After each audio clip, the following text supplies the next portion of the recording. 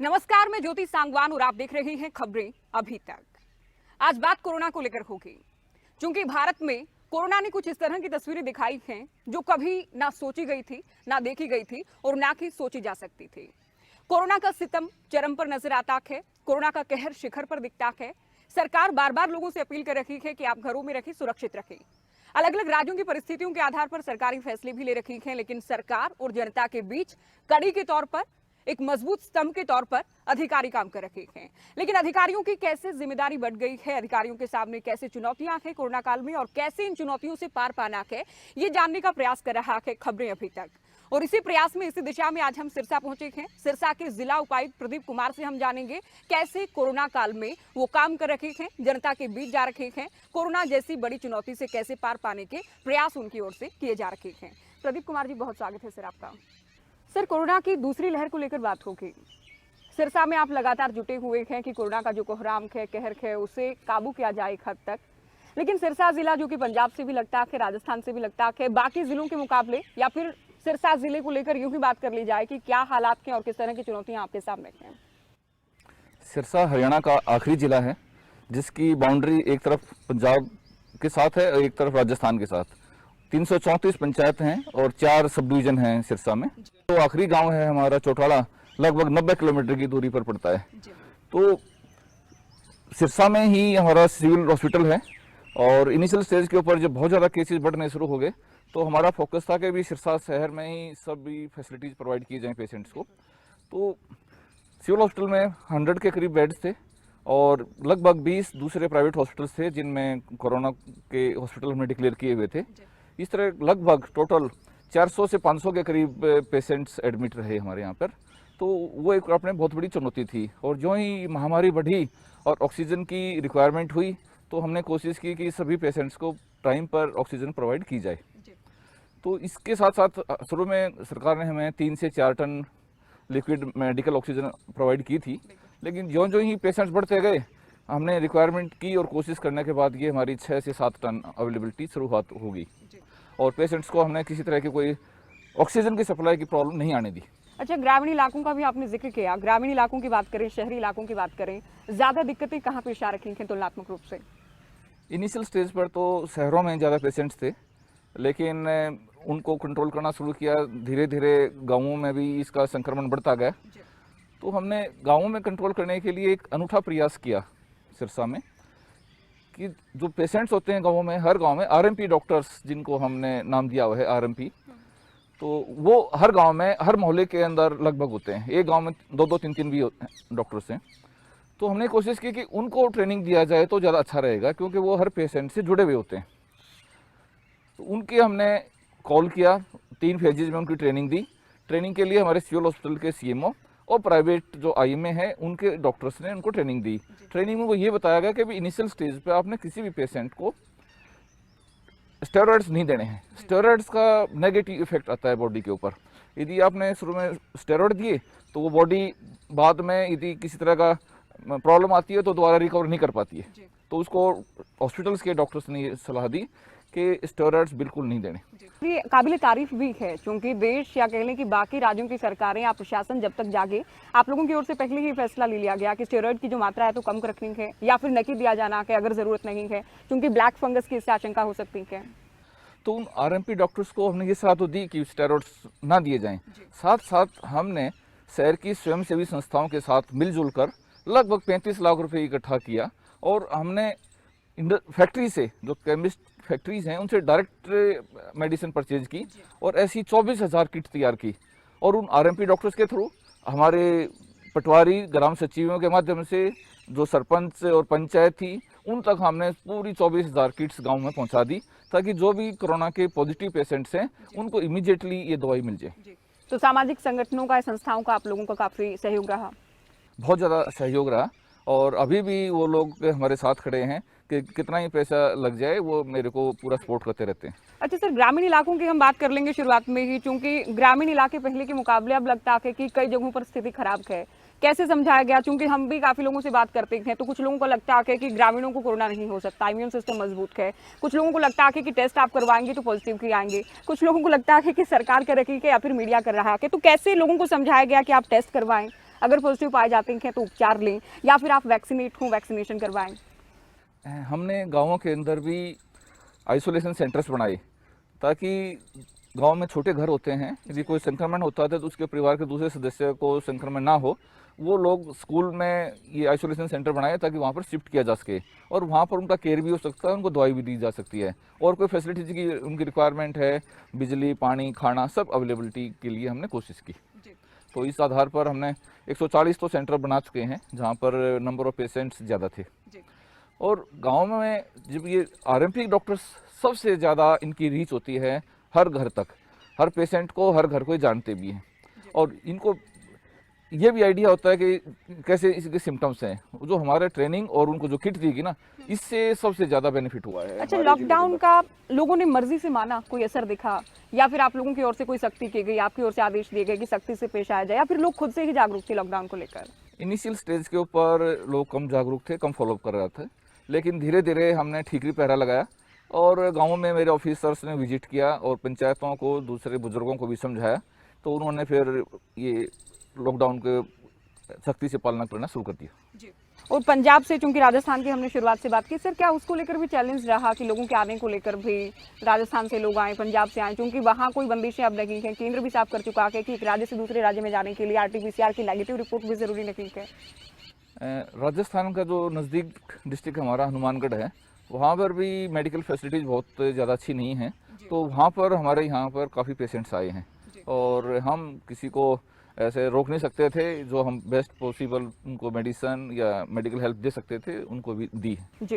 अच्छा, वैक्सीनेशन को लेकर सर किस तरह का उत्साह लोगों में है? क्योंकि शुरुआत में बहुत सारी शंकाएं थी और सोशल मीडिया इसमें बहुत बड़ा रोल भी प्ले कर रहा था। लोग भ्रमित थे कि वैक्सीन लगवाएं या फिर नहीं, स्वस्थ हैं तो लगवाएं या फिर नहीं, वैक्सीन लगवाने की क्या जरूरत है, अगर वैक्सीन लगवाने के बाद भी कोरोना हो जाता है, बहुत सारे सवाल लोगों के जहन में थे। हाँ, इनिशियल स्टेज के ऊपर लोगों का रुझान कम था, लेकिन जो ही महामारी का रूप बदलता गया, लोगों में वैक्सीनेशन के प्रति रुचि दिखाई दी और अभी हमारे ज़िले में हमने पूरी कोशिश की इनिशियल स्टेज से, अभी भी हमारे 2,45,000 लोगों को वैक्सीनेशन हो चुका है और कोशिश है कि जो अब आएंगे तो लोगों में रुझान भी इसके बारे में काफ़ी है, हम लगवाते रहेंगे। 18 साल से ज़्यादा उम्र के जो लोग हैं उनको लेकर क्या स्थिति है? क्या वैक्सीन लगातार आप लोगों को मिल रही है, या फिर कभी लगा कि वैक्सीन की कमी भी हुई, कि लोग रजिस्ट्रेशन के लिए कभी परेशान भी हुए हों, वैक्सीन ना मिल पाई हो? नहीं, अभी थोड़ा गैप तो है, जो रिक्वायरमेंट है और जितनी सप्लाई है, लेकिन धीरे धीरे लोगों को फैसिलिटीज मिल रही है वैक्सीनेशन की और लगवा रही। सर, शुरुआत में आपने ऑक्सीजन को लेकर भी बात की, शायद आपने, हमने या कभी किसी ने नहीं सोचा होगा कि ऑक्सीजन को लेकर इतनी मारामारी होगी। क्या जिले में कभी ऑक्सीजन की किल्लत रही हो, परेशानी रही हो, या कभी ऑक्सीजन की किल्लत से लोगों की जान चली गई हो, ऐसे हालात हों? हाँ, निश्चित तौर पर 2 या 3 दिन हमें अभी ऑक्सीजन की सप्लाई में थोड़ी कमी थी, लेकिन उसको भी पूरा करने के लिए हमने हिसार और करनाल से सिलेंडर्स भेजे अपने अधिकारियों के साथ और वहाँ से फिलअप करा के हम ले आए थे, काम चल गया हमारा। कोई किसी भी मरीज की ऑक्सीजन सप्लाई की कमी के कारण मृत्यु नहीं हुई सिरसा में। जी। निजी अस्पतालों की आप क्या भूमिका देख रहे हैं? क्योंकि सरकारी अस्पताल तो हैं कि बाकी जो मेडिकल कॉलेज हैं, या फिर निजी अस्पताल किस तरह से कोरोना काल में अपनी भूमिका अदा कर रहे हैं? सिरसा के अंदर 20 से 25 के करीब कोरोना हॉस्पिटल्स हैं।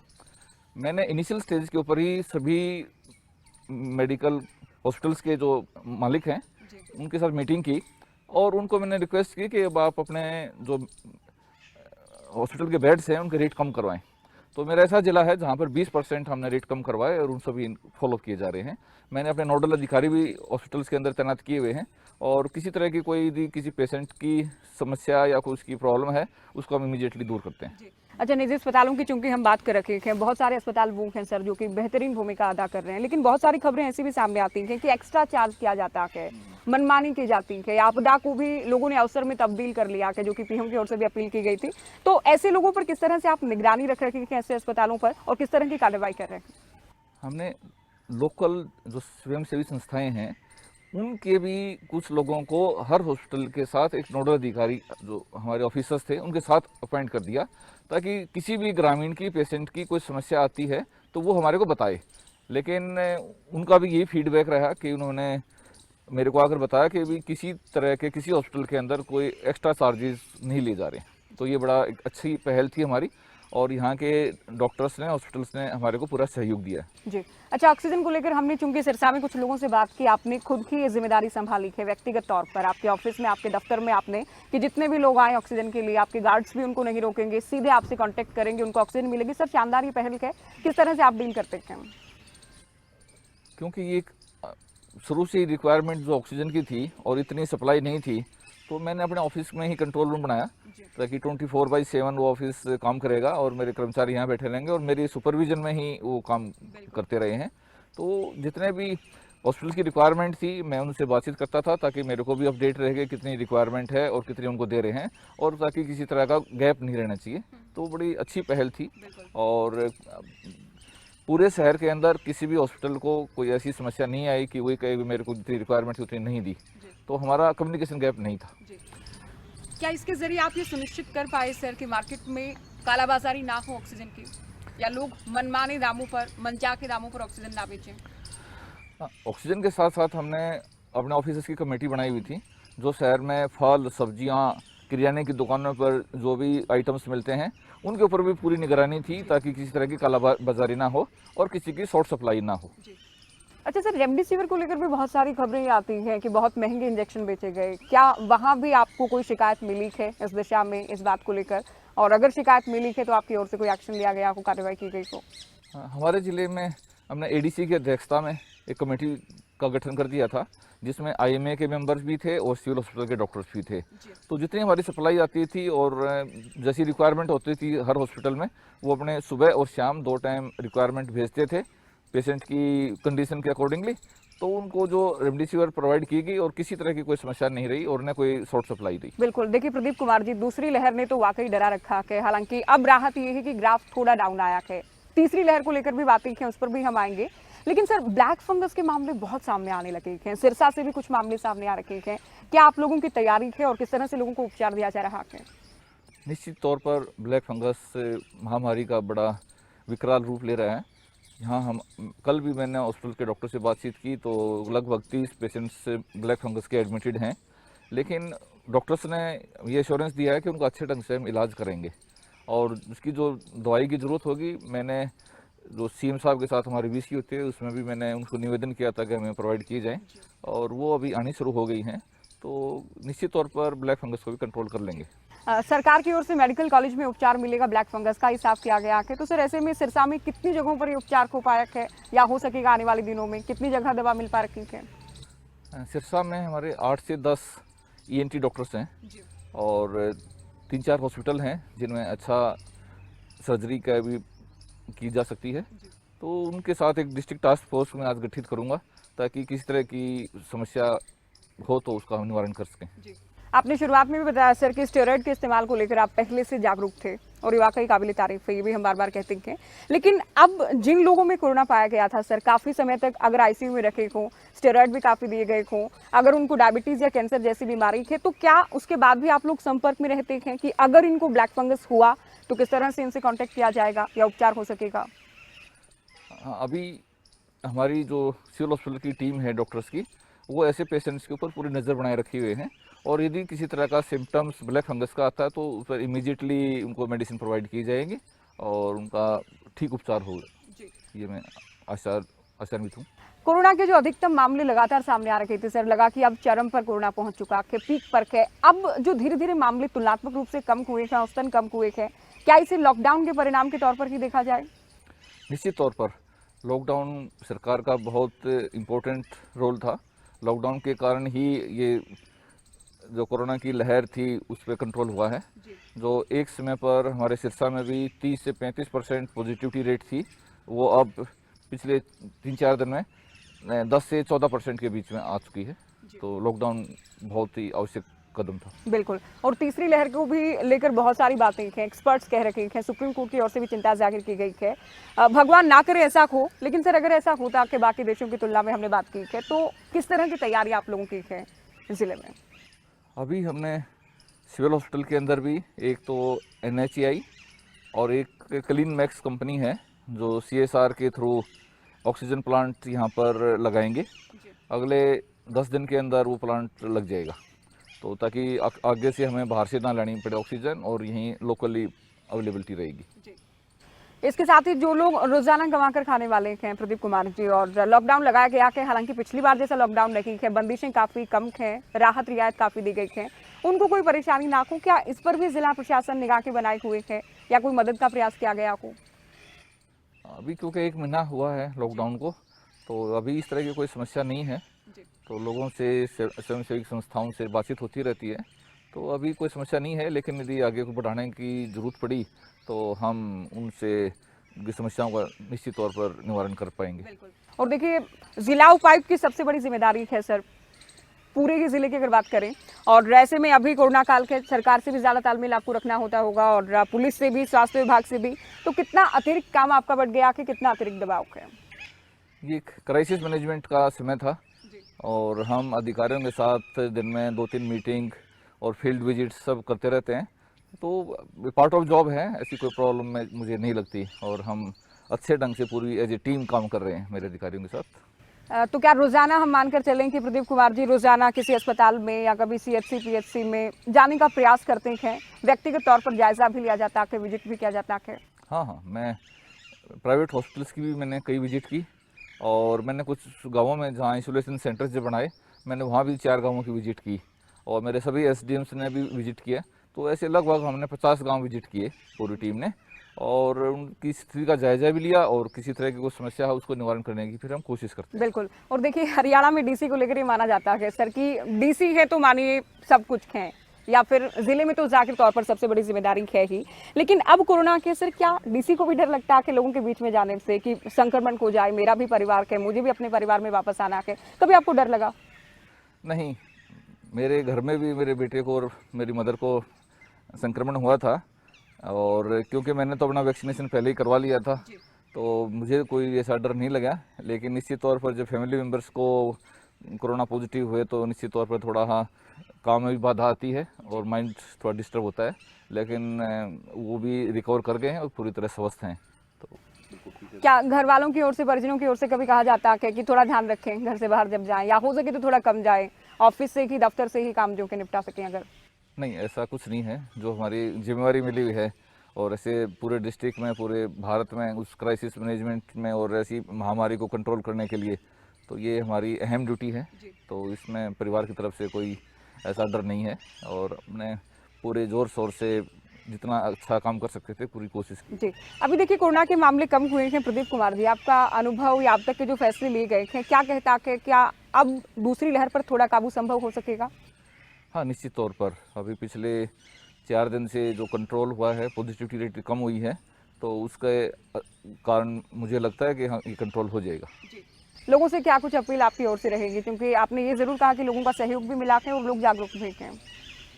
मैं चाहूँगा कि लोगों को थोड़ा सा सेंसिटिव होने की बहुत ज़रूरत है, और हम भी कोशिश करेंगे और मीडिया के थ्रू भी मैसेज पहुंचाएंगे कि और भी अपने आप को ज़्यादा सुरक्षित रखें, और जितना है कि कोरोना के बारे में सोशल डिस्टेंसिंग है, मास्क यूज करना है, इन सभी का फॉलोअप करें।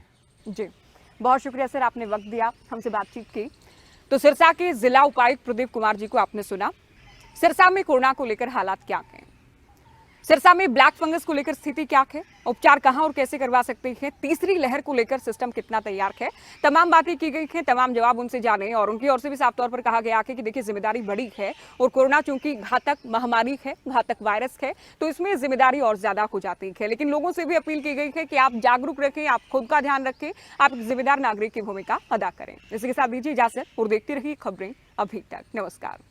अगर आपको हमारा ये वीडियो पसंद आया हो तो पेज को लाइक और शेयर करें, और इसी तरह की हर वीडियो सबसे पहले पाने के लिए चैनल को सब्सक्राइब करें।